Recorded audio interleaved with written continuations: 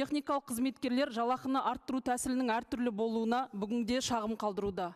Бүгінгі күні осы техникалық персоналдың еңбек демалысына сауықтыру жәрдемақысын қарастыру мәселесі өзекті болып отыр.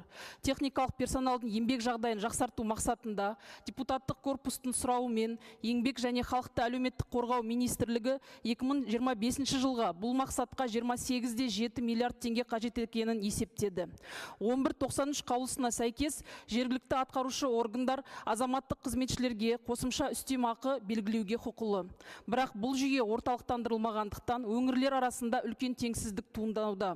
Кейбір өңірлер техникалық қызметкерлердің жалақысын арттыруға мүмкіндік тапса, ал кейбір өңірлерде қаржы тапшылығына байланысты бұл мәселе шешілмеді. Егер жалақы мен сауықтыру жәрдемақысын жергілікті бюджет есебінен көтеретін болсақ, оның барлық өңірде бірыңғай әрі әділетті жүзеге асырылуы қамтамасыз етілуі тиіс. Өңірлердегі теңгерімсіздікті жойып, техникалық қызметкерлердің әлеуметтік қорғалуын біркелкі арттырудың нақты механизмі бекітілуі шарт.